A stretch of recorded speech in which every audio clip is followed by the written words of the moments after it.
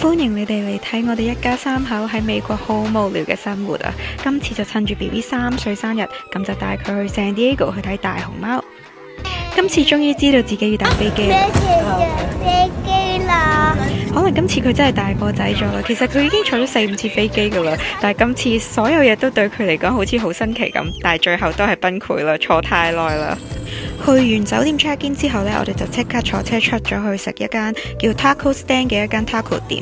咁佢係喺嗰個睇海獅嘅海邊附近嘅啫，大概4分鐘左右距離。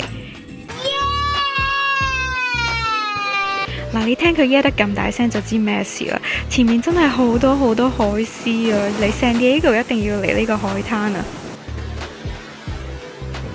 睇完海獅之後，我哋返酒店休息咗一陣，就出去食咗呢一間叫 Shanxi Magic Kitchen 嗰度食手打麵，都幾好食噶。